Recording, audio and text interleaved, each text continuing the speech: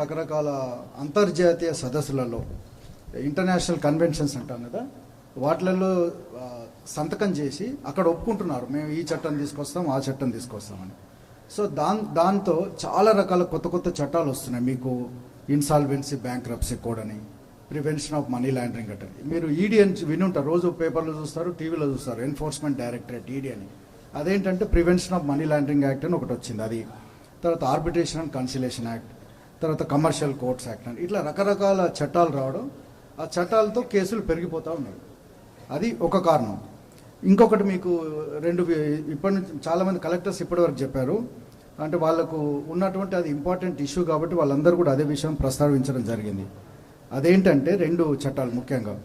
ఒకటి the maintenance and welfare of parents and senior citizens act 2007. మనం ఏం చేస్తాం, మన తల్లిదండ్రులు ఉంటారు, వాళ్ళని మనం చూడం, వాళ్ళ వెల్ఫేర్ను. సీనియర్ సిటిజన్ ఇంటి పక్కన ఉంటాడు, వాళ్ళని చూడం. మనం చూడకపోయేసరికి కేసులు పెరుగుతున్నాయి. కేసులు పెరిగేసరికి మేధావులంతా ఆలోచించి ఒక చట్టాన్ని తీసుకొస్తా ఉన్నారు. సో ఆ కేసులు పెరగడంతో ఈ 2007 చట్టం వచ్చింది. దాని తర్వాత దానికి ఒక అమెండ్మెంటు, తెలంగాణ రూల్స్, దాంతో కేసులు పెరిగిపోతూ ఉన్నాయి. అదొకటి. ఇదయ్యి మీరు కోర్టులో ఏం జరుగుతుందో కూడా చూడొచ్చు, వినొచ్చు మీరు.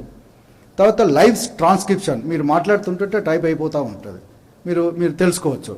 సో ఇలాంటి మార్పులు వచ్చాయి. ఇంకొకటి 2023లో ఒక డిసిషన్ తీసుకున్నారు అప్పటి ప్రధాన న్యాయమూర్తి జస్టిస్ చంద్రచూడ్ గారు. ఏంటంటే భారతదేశంలో ఉన్నటువంటి ఇంపార్టెంట్ సుప్రీంకోర్టు జడ్జిమెంట్స్, తర్వాత ఇంపార్టెంట్ హైకోర్టు జడ్జిమెంట్స్ అన్నింటిని కూడా మాతృభాషలోకి తర్జుమా చేయాలి. This decision taken in 2023. అలాగే తెలుగు కూడా అందులో ఒక భాష ఉంది. ఇనిషియల్గా ఒక 11 లాంగ్వేజెస్ను ఐడెంటిఫై చేయడం జరిగింది, తెలుగు కూడా ఉంది. మేము ఇప్పటి వరకు దాదాపు 2000 సుప్రీంకోర్టు ముఖ్యమైన తీర్పులు మాత్రమే 2000 సుప్రీంకోర్టు జడ్జిమెంట్స్ ఇప్పటికే తర్జుమా చేయడం జరిగింది తెలుగులోకి. అవి హైకోర్టు సైట్లో ఉన్నాయి.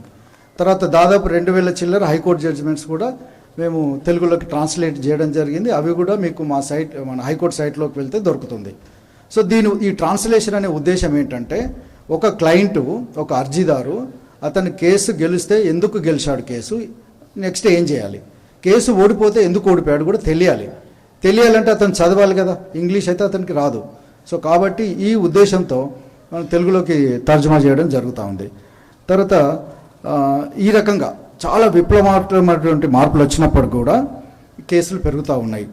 ఇది జిల్లాకు వెళ్ళి ఆ ట్రైనింగ్ ప్రకారం వాటన్నిటిని కూడా ఇంప్లిమెంట్ చేసి కేసులు తగ్గించి మన సిస్టమ్ మీద కామన్ మ్యాన్కి, నీడీ పర్సన్కి విశ్వాసం కలిగించే ప్రయత్నం చేద్దామని